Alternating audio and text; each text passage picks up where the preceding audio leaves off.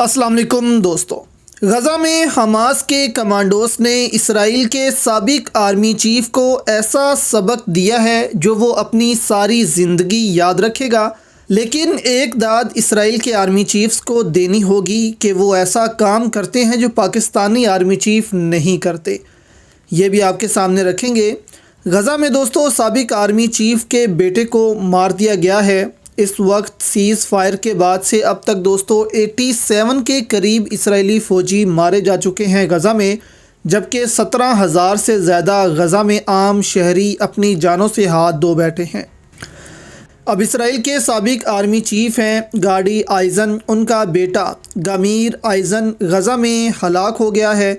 इससे पहले इसराइली वज़ीर आज़म का भतीजा भी गज़ा में मारा गया था। इसराइली मीडिया का कहना है कि साबिक इसराइली आर्मी चीफ का फ़ौजी बेटा गॉल मीर शुमाली गज़ा में झड़प में मारा गया है। एक और झड़प में इसराइली मेजर योनाटन डोएट नाइटिश खान यूनस में हलाक हुआ।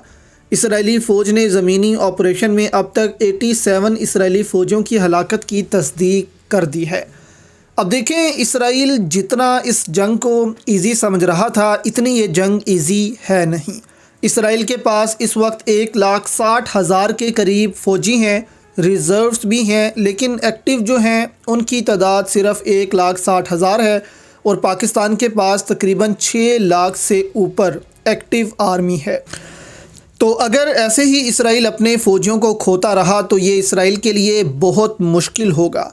और अभी तुर्क सदर ने भी एक बयान जारी किया कि ये बात यकीनी है कि इसराइल जिसका दिल और टांगे गज़ा में मुट्ठी भर शहरियों के सामने कामती हैं, अगर इसे हकीकी फ़ौज का सामना करना पड़ा तो इसका अंजाम तबाहकुन होगा। यानी इसराइल अगर तुर्की, पाकिस्तान, ईरान इन जैसे ममालिक से लड़ता है तो इसराइल से जंग कभी नहीं जीती जाएगी और ना ही वो इस जंग को लड़ेगा।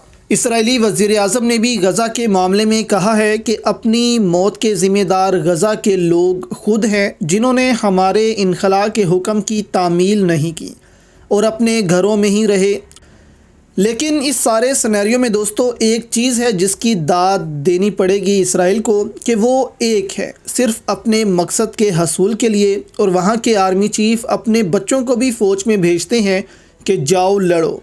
ये जज्बा पाकिस्तानी फ़ौज में भी था, लेकिन अब पता नहीं क्यों ये दम तोड़ता जा रहा है। ना कियानी के बच्चे फ़ौज में आए, ना मुशर्रफ के, ना रहील शरीफ के, ना कमर बाजवा के। क्या इतना पैसा ये बना लेते हैं कि फिर इनके बाद इनको डर लगता है कि कहीं ये अपने बच्चों को फ़ौज में बेचकर इनको खो ना दें। चलो हमने पैसा बना लिया है, अब दुबई चलो, लंदन चलो और वहाँ जाकर बिज़नेस करो। फ़ौज में कुछ नहीं रखा, फ़ौज में हम अपने बच्चों को नहीं भेजेंगे। तो ये एक अलमिया है और इस पर भी हमें अब तवज्जो देनी चाहिए।